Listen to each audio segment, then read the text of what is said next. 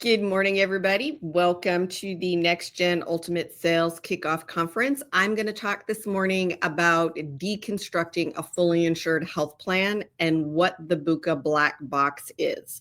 I think you're probably familiar with the idea that a lot of money goes in and maybe not as much money as should comes out the other side. So we're going to talk about how that happens and some things that you can do about it and how to talk to your employers about it. So what is the BUCA black box? So this is everything that is in the black box. Really, it is all the components of any health insurance contract: fully insured, level funded, captive, pay as you go, self-funded, whatever you want to call it. Every plan has these components or a version of these components. So when you start down here on the bottom, this is the third-party administrator. Ultimately, a carrier is only a third-party administrator. They set the plan rule, they administer the plan rules, and they process claims according to what the plan says it is going to pay or not pay. Then we've got a pharmacy benefits manager. Insurance companies do not manage that themselves. They're mostly vertically integrated in that they own their own PBM, but there is a separate pharmacy benefits manager that administers drug costs, what's covered, what's not, how it gets paid for, what needs a PA, rebates, manufacturer coupons, all that kind of stuff. Then you've got medical management. Every fully insured, level funded, self-funded plan has medical management. Sometimes it's effective, sometimes it's not. In the fully insured environment, it's almost never effective. You've got reinsurance. Big insurance companies have reinsurance. They do not take on all of that risk by themselves. So even in your smaller groups, there is a reinsurance policy that is protecting the carrier. Then you've got a network, right? That can be any carrier. There are rental networks. There's a zillion networks. Some of them we know, some of them are a little less famous, not necessarily household names, but you can access that. You may choose something different, but a fully insured plan will have a PPO network. And then you've got program manager, coordination, service, sales, marketing. That would typically be an advisor. So you've got big box advisors, the Marshes, USIs, Brown and Browns of the world. And those are typically the big box brokers. As you see from this slide, a next gen health plan is exactly the same, but the components probably look a little different. So let's talk about that for just a second. Maybe. Okay.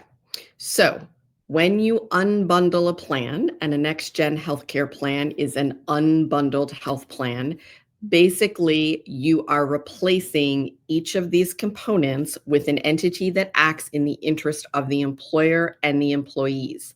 So you're going to use an unbundled third-party administrator.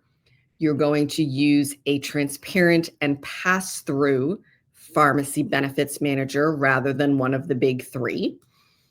You are going to use medical utilization management. So the important thing to remember here is that you are engaging not just in a financial transaction, but you are engaging in a clinical transaction as well. Not only do you want to make sure that the service is priced right, in fact, that should be the second, third, or eighth item that you're thinking about. You want to make sure that you can get your plan members to a high quality provider, because not everybody is, and I think we've all experienced that.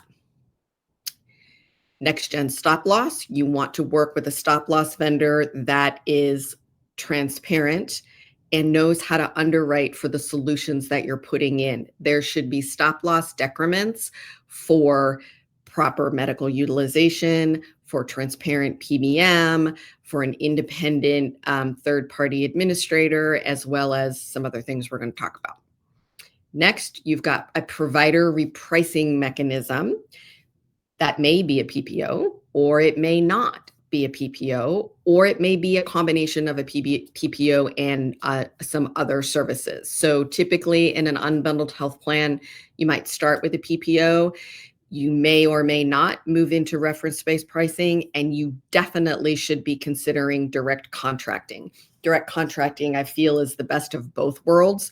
You've got a fair price for the provider sets the price, you've got fair payment terms for the provider, and those payment terms are typically 40 to 80% less than what a PPO will cost.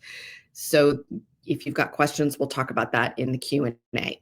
And then next, you have healthcare supply chain management. When you create a plan like this is not a throw the thing out and forget it. This is making sure that the vendors are working together properly, that the vendors are delivering what it is that they have promised, that you've got good communication tools for employees, that they know who to call and what to do. That's not a one-time throw it at the wall activity. That's an ongoing activity. And the function is a little bit different than a traditional broker. As somebody that has done both traditional BUCA plans and still does some traditional BUCA plans, and somebody that builds unbundled plans, I will tell you that building an unbundled health plan and watching people get their drugs, watching deductibles go down, watching premiums stay the same or get reduced for employees, and helping them get access to high quality care is very satisfying, but it is a different type of work. All right, so this is the complete picture. Unbundled third-party administrator, transparent and pass-through pharmacy benefits manager. A quick tip here, if you are working with a pharmacy benefits manager, you want a contract that's 8, 10, 12 pages, not 35. If you've got a 35-page contract, you probably don't have a transparent and pass-through contract. Medical utilization management, Deb AIM was just talking about that a little bit ago. There are some other vendors, but AIM is probably the gold standard there. Next gen stop loss. There are some great stop loss opportunities. You can have a traditional self-funded stop loss policy. You can move into captives. You can do single parent captives. You can do a whole lot of creative things to help stop loss insurance become not just an expense, but you can conceivably turn that as an asset onto your employer's balance sheet. And it's very interesting what happens when you tell an employer that you're going to take this expense and flip it into an asset on their balance sheet. They typically like that quite a lot. Provider repricing mechanism, we talked about that, and healthcare supply chain management. That's the whole pie there. So it works like this. Communication strategy first, so people know what to do, and it wraps around all of the components of the plan. It wraps around the TPA and the pharmacy, most importantly, the utilization management. Stop loss is typically something that is only an employer conversation. The provider repricing mechanism, it's important that that work properly and that you communicate whatever an employee needs to know multiple times. And then you have to communicate your own strategy for managing all of this. Next, you need somebody to advise, and somebody with some experience on what happens in the black box situation of a carrier plan and how to unbundle that and make it work for an employer. Then the next thing you've got is a plan sponsor. So you need to make sure that your plan sponsor is on board. And that is the complete picture. So it's a pretty easy concept. It is deceptively simple and very satisfying to help an employer walk through this journey. And I'm going to bring on the panel in just a second, and we are going to have some interesting perspectives on people that have unbundled self-plans, and we're going to talk about their most interesting experiences with employers, how they explain it to employers, how employers typically respond.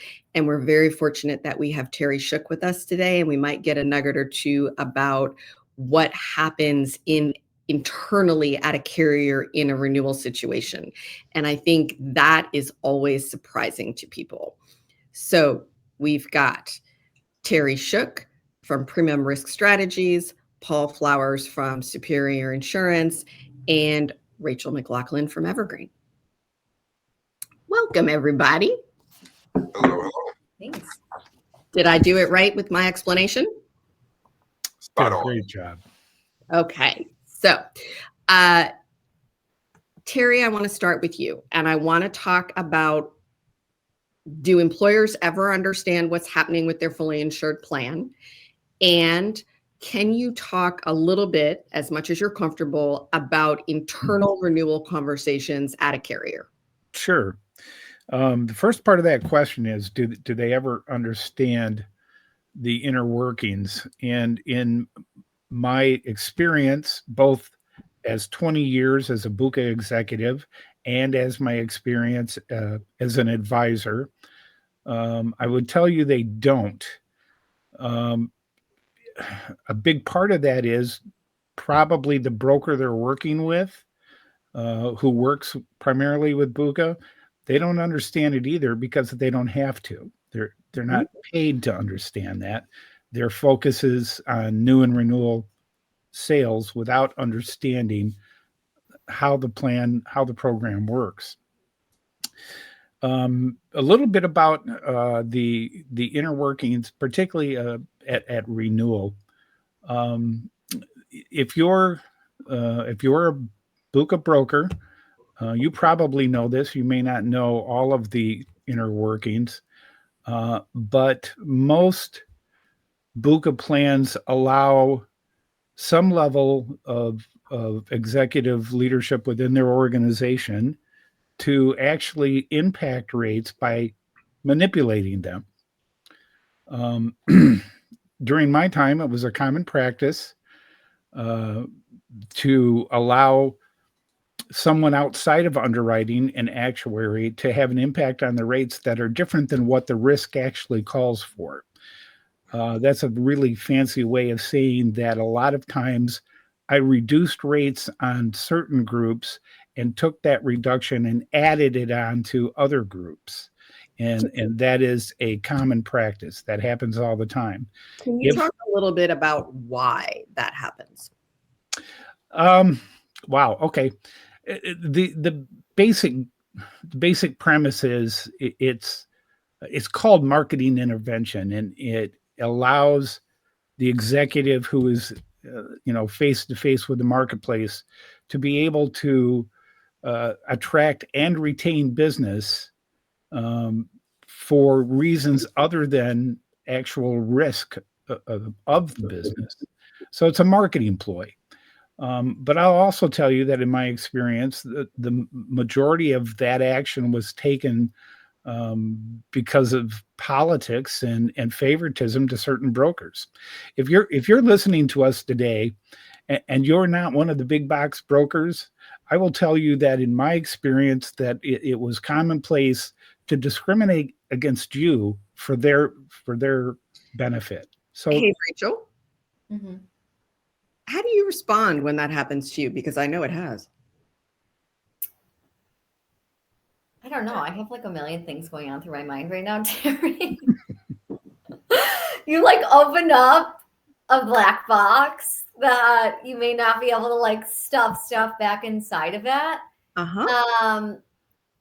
I do find it funny in the sense that I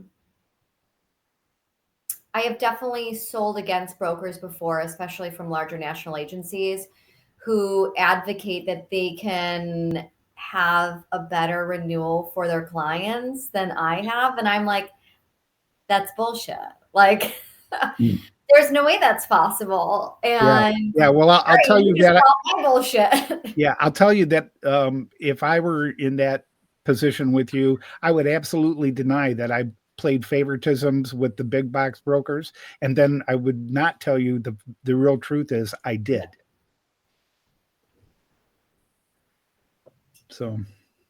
So have you had any conversations, and I'm going to throw this out to all of you.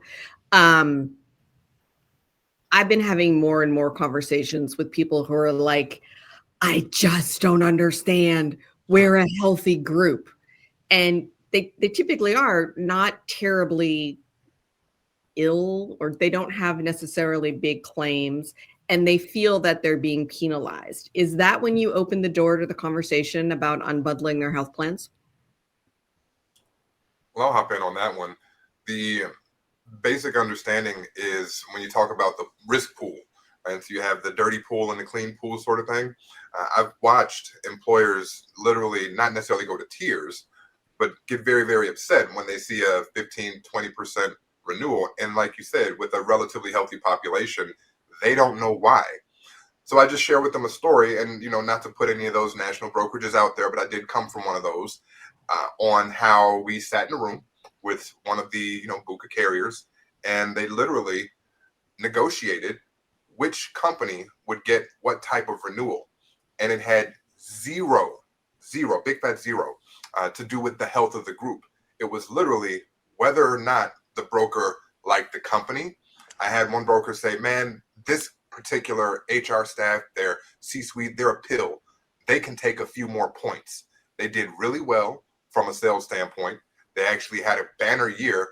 They're okay with taking 15-18%. And I'm just sitting in the back like, oh, this is how it's done. Okay.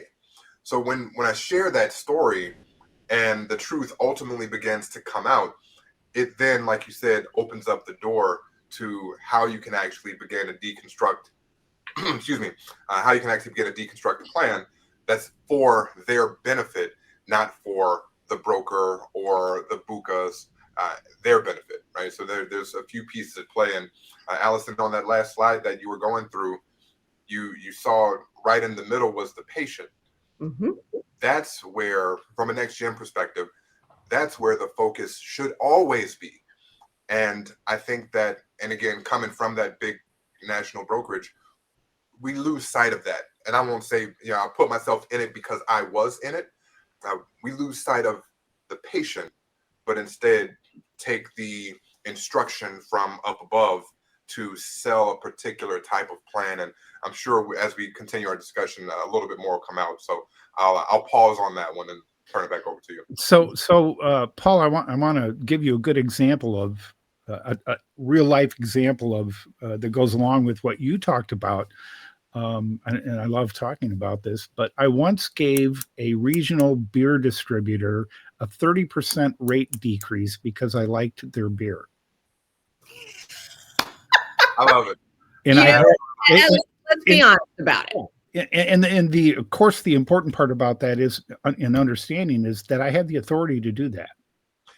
I'm Terry, you and we want to talk with you offline about a little bit more of these stories. But for everybody listening, he liked their beer, and their rates went down. I hope that is crystal clear. Right? And don't forget, if their rates went down, some other employers' rates went up. Mm-hmm. Because you're not in the game of reducing overall profits. You definitely want to have year-over-year increases in terms of profitability, and it has to come from someone. At the end of the day, my book had to balance. Exactly. So, but I want to point out Paul's point as well, that it was happening not just with the carrier, it was happening in the broker's office. Who was easy to work with, who wasn't easy to work with, who do we like, who do we not like? And I think to a certain extent, I think that's just life, right? But I also think that it's worth understanding that that game is being played with your health insurance renewal. And most employers don't think about that. Yeah, and to have their business. Yep, and to pick up on that, it's extremely important as a broker to understand how the black box works from the inside, the 6 components, and to further understand those same 6 components are the exact same components that we use in next gen strategies. The difference is you help the employer control those 6 components to work for the brokers or for the employer's benefit instead of them working for the carrier's benefit. Rachel, can you talk a little bit about how you broach that conversation with an employer? Because it can be a hard conversation to have. So I actually dumb it down a lot. It's very funny because my team laughs at me the way that I explain it. And I do this literally in meetings with clients, prospects, because I think it's the most simplistic way for them to understand the differences in funding mechanisms. Because to your point with your last question, Allison, when somebody's a really good risk and they're like, why the heck am I still getting increases? I always suggest to employers, when you are a good risk, it's like having an 800 credit score. Like that's when you should be shopping mortgage rates. You don't want to do it when you've got a 540 and you've already been declined by 15 people, which I think is like the biggest shift we need to make in employers' minds is like, just because things are working doesn't mean we keep it as status quo, because that's the time when you're like, I need to explore other options. I've been working so well that I should probably see if there's something else better out there.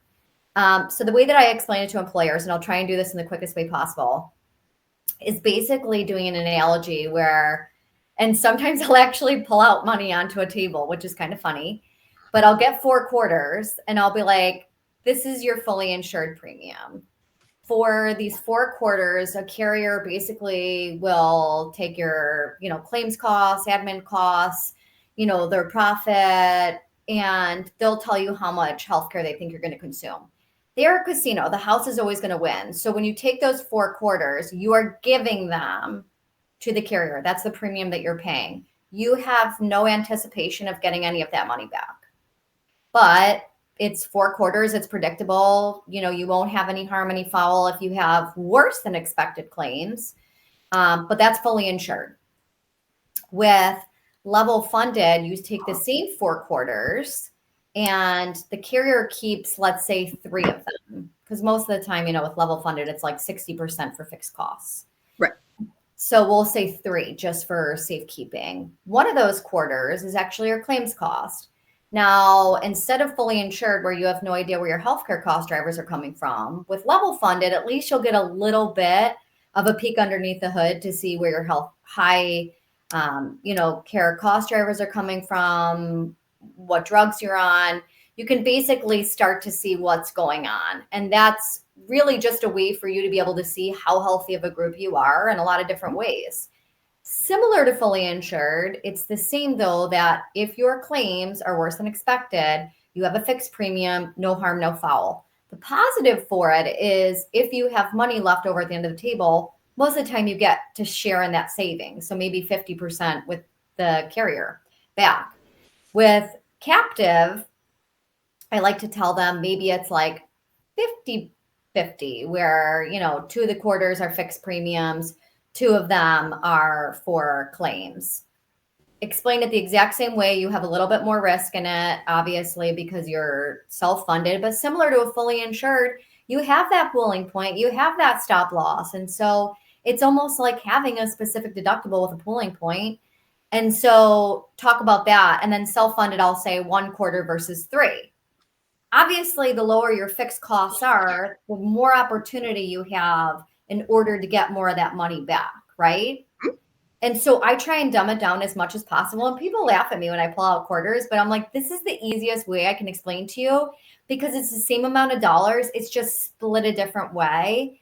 And one of them you have a potential to save money, and one of them you don't. And either way, you have a risk. One of them is just a more calculated risk. How do HR teams typically respond when you frame it in terms of risk? Well, first off, they tell me they've never seen anybody do what I do. They're like, nobody has ever pulled out 4 quarters. I'm like, well, I wouldn't think they have. But they also love the fact that I'm including them. So obviously I'll talk to CFOs. Obviously I'll talk to HR managers.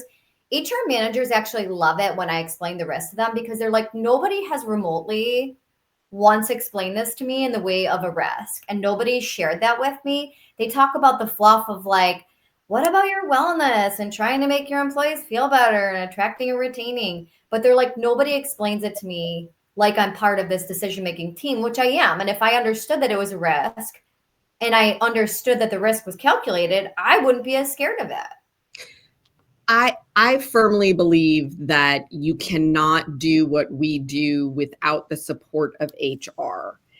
And I think sometimes we kind of leave HR off to the side and then kind of drop this thing in their lap, and then they're expected to deal with it. And we have no idea why they're upset with us.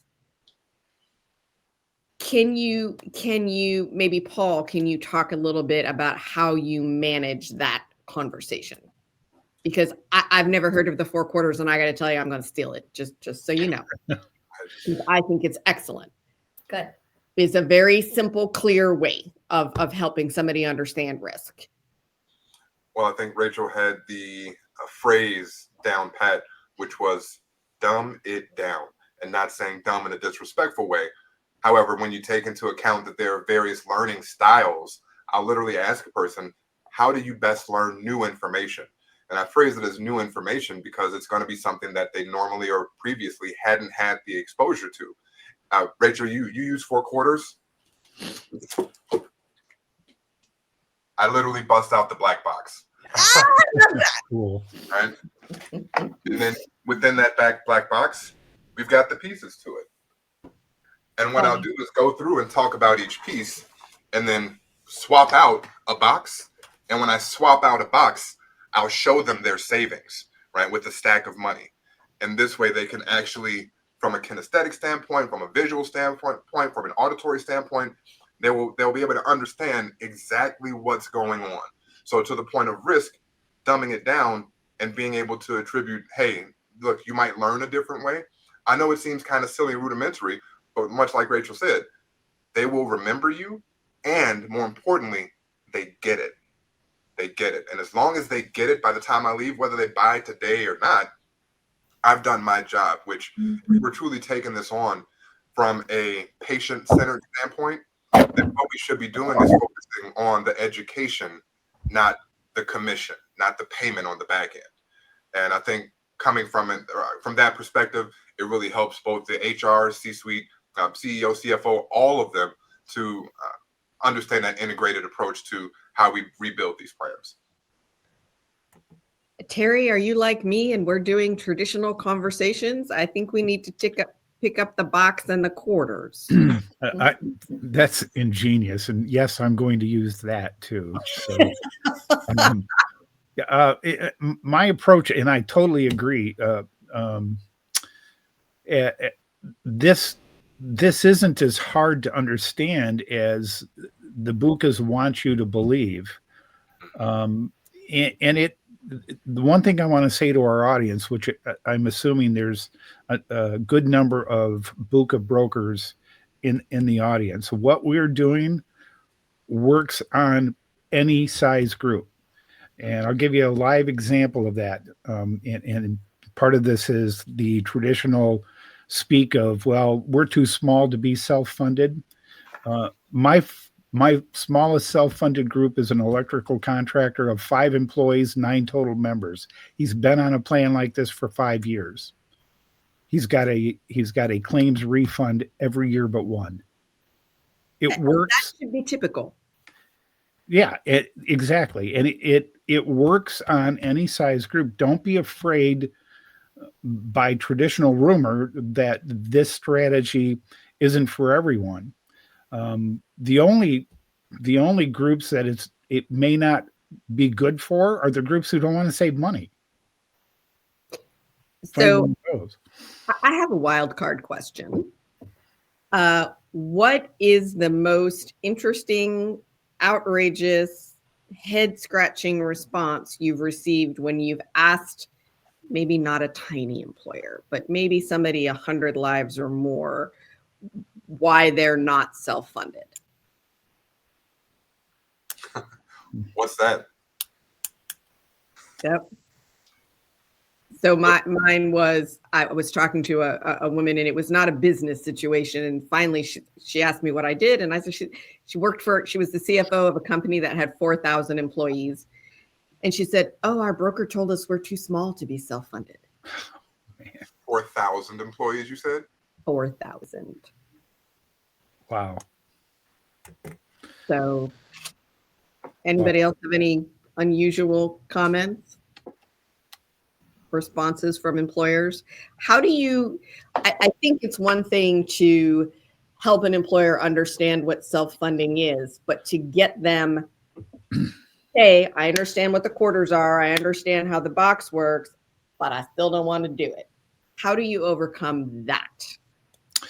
In my experience, and particularly the last couple of years, if I've gotten to that point, it's that I probably haven't explained the risk to it, and most importantly, help them understand that our strategy, next gen strategy, is absolutely. And Nelson mentioned this this morning in his opening talk. It's no more risky than being fully insured. And to that point, I'll show them how fully insured works. And in fact, in their own black box, there is a reinsurance or a stop loss component to every group that's fully insured. The only difference between being fully insured with a BUCA carrier and doing this without them is if there is non-spent claims fund money at the end of the year, the employer keeps it. If you're fully insured, the carrier keeps it. There's the simple truth of what's different. Rachel, how do you handle those conversations? So I think a lot of times, and you do get the objections, right? Even when you feel like you've explained things very well and you get the buy-in, I think that it starts from the beginning of the conversation. Like in discovery, I almost never talk about insurance tools or products. It's so funny because people will be on meetings with me and they'll be like, I don't get how you didn't talk about any solutions or anything. And I'm like, people buy from people they like and trust, right? And people only work with us because of what's between our ears. And no two brokers have the same ideas about what you should be doing. And no broker has the market on the corner of good ideas. And so I think oftentimes just sharing with people the fact that the 12-month reactive cycle of, you've got a January 1 renewal, September rolls around, you find out you got a 15% increase and you're like, oh shit, I've got to look at my different options. That's like a carousel that you can't be on all the time. There's no long-term sustainability in that. And I think if COVID taught people anything, especially in the business world, it's that there is no such thing as a sure thing. And so I think many more people have been open to the conversation when you frame it as, we're going to get away from the 12-month reactive and we're going to put you on a 3 to 5 year glide path where we're basically helping you to chart your own course. Are you going to go, excuse my French, balls to the wall year one? Maybe not, but we're going to start to make incremental changes so that we can do two things for you. Help you to have that long-term sustainability of good benefits and have more control, because self-funding really is the only way you can have control of it. And secondly, help employees to be better stewards of their healthcare dollars, since they're the ones who are driving the cost. And right now, as you're having to figure out your renewal increase, you're either thinking about shifting costs to employees, the employer taking it on the chin, or making benefits worse. Right now, you've got 3 bad options. What's the harm in looking at a 4th that potentially is an upside? And so I think when you frame it and really give people the lay of the current land and the fact that there is no going back, the days of the zero, $500 deductible, those days have disappeared. So how do we figure out the new normal in order to have much more control and chart our own course? Paul, are you framing the conversation the same way, or are you framing it a little bit differently? I was going to say, you all are so kind. So I come from I have my Series 6 and 63 and come from a fiduciary standpoint. I look at it as carrot and stick. I express to them that because of the media, televisions, telephones, all this stuff, employees are catching wind, right? YouTube, you can hop on there and you see Fat Joe talking about the issues with healthcare. Well, once we bring up that Johnson & Johnson lawsuit, it becomes a little bit more apparent that someone needs to do something before the rest of the people find out. So I like the way that you all frame it. I might just be a little bit more in your face about it, where if you don't do something different and your employees find out, somebody's going to be in trouble. And a lot of trouble, exactly. And by the way, it's not the carrier who's going to be in trouble, because they do not have a fiduciary responsibility to the employees. We got a question, and I know I'm not one for really round robining questions, but I do want each of you to take an answer a crack at this, because I think your answer is going to be a little bit different. How about the dreaded, we got a 0% renewal, and maybe say we got a 1 or 2% renewal. Terry, what are you going to laugh? Yeah, I'm laughing because in the carrier world, truly, there is no such thing as a 0% renewal. If you got a 0% renewal, that means that your claims experience was so favorable that they could get away of just giving you a pass rather than the traditional some sort of an increase. If you get a 0% renewal, run, go find something like what we're doing, because you're in the best position economically and by risk that you could probably be in. There's no such thing as a 0 renewal. Rachel? It's similar to Terry, but also similar to the mortgage thing, where I tell you, if you're getting a 0% renewal, that's the best time to look at other options because somebody else wants the business. I also tell them, you're so good of a risk, you really should be getting a 30% reduction probably. Mm-hmm. But because they know you'll stay at 0% because it's a path of least resistance, they're willing to give you a 0%. And oftentimes people are like, what do you mean I should have been getting a 30% reduction? I think that's what I think that's really key. People don't understand that when they get that 1, 2, 3, that is the time to run. It's somewhere, anywhere, even if you're running to another BUCA, right? Because that BUCA will buy that, right? Totally.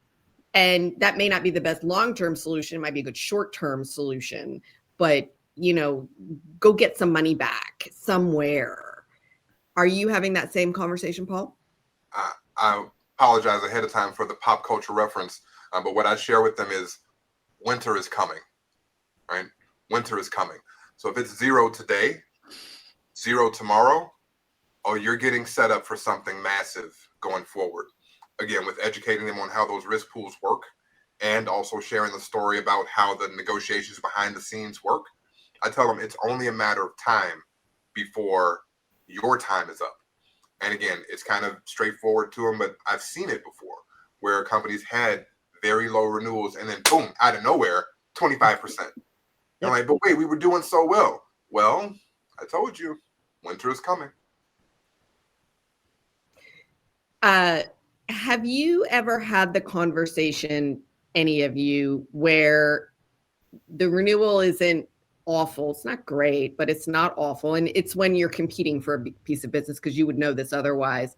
And an employer has been told, well, our claims are so bad, or we had this one cancer claim and they really took it on the chin for us. How do you respond to that?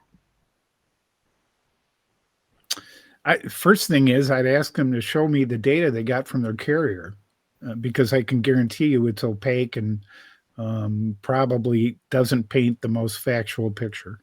Mm-hmm. Sometimes if that happens, I'll request the renewal workup, which they don't always give you. Yeah. But if they do, I can see how many claims were actually paid above the pooling point, and I can show them, like, you didn't even have any claims that were above this. Or you did, you had one, okay, not really justifying, the increase. Do you ever address the cost of care in those situations? That's where I was headed with that one. So realizing that you can have a cancer treatment for $150,000 versus that same cancer treatment for $15,000 makes a difference. And in sharing that, I literally have pulled out I've got some documents that have shown costs of care in place A versus place B versus place C or D. And with such a drastic difference from one to the other, right, it's really eye-opening for them to see that they could have had that care for less had they had the proper care management in place. And I think you mentioned before, AIM being the gold standard. Absolutely. Having that care management that can use the tools and tech that are done behind the scenes in order to actually say, hey, this doctor has a quality score of 18. and it's likely going to lead in some sort of the patient coming back to that doctor for an additional care needed versus the physician that has a quality score of 99 and they're going to get it done right the first time. Right. So just again, relying solely on education to be able to give them the right insights. Yeah, and it's good to understand too from inside the black box of the carrier what medical management is. And medical management is usually nothing more than a nurse counting bed days to reduce inpatient hospital stays versus what we do. And with AIM as a good example, we're really helping with cost and quality issues, patient safety, as well as making sure that they're not being overpaid. So how do employers respond to you when you talk about, health and quality and safety? I think some employers respond very well to that and some do not. Yeah, I have a story that I've put together, and I actually put it together right out of boot camp, Next Gen Boot Camp. So here's my advertisement. Everyone listening to this, if you haven't been to boot camp, you should check it out. Okay, so I'm done with that.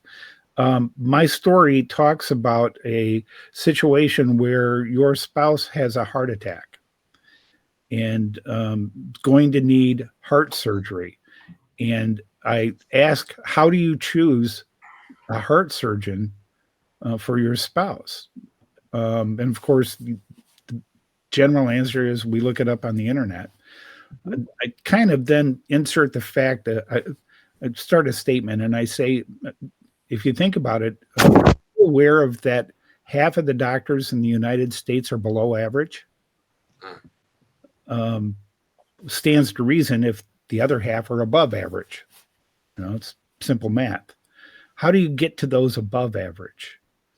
And that's when I explain what AIM does and how they look at outcomes and as well as cost, and pay particular attention to, now we're talking about patient safety. The doctor you choose may be the difference between life or death. It may be the difference between whether you have a second surgery or a second hospital admission. So you need to know those things. Not all doctors are created equal, and that's just a fact.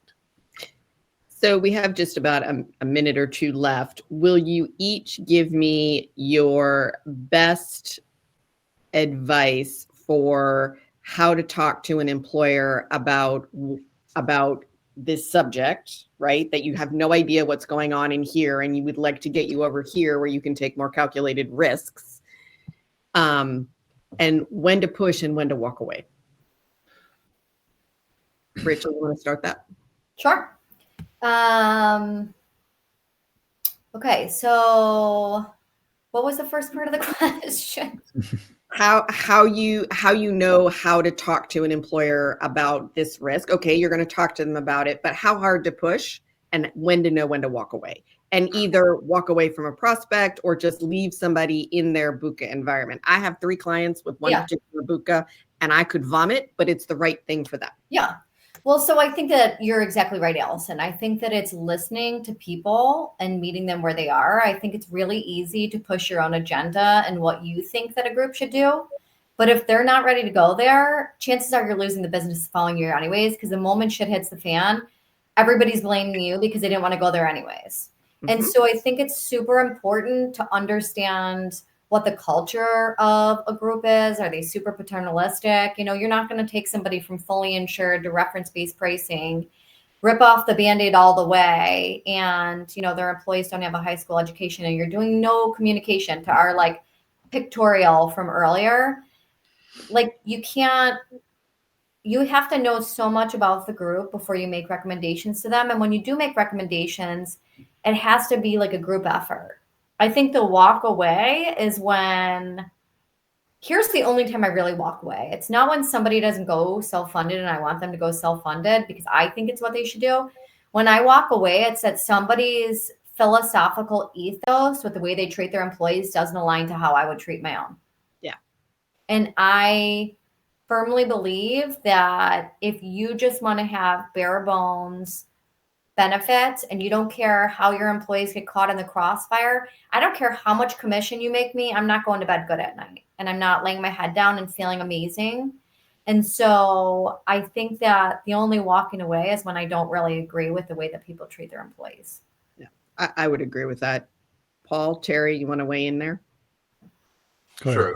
I'll refer to Exhibit B here, Dale Carnegie's How to Win Friends and Influence People. Well-read version. Right? Continuously learn how to connect with people. And like Rachel said, if it's not a match from an ethos standpoint, like if your heart's not in the right place, we don't need to do business, because like you said, you'll lose it anyway. But ultimately, being able to just simply communicate with them from a heart-focused place, from a patient-centered place, should make the difference. And if they don't feel it, hey, there's always next year.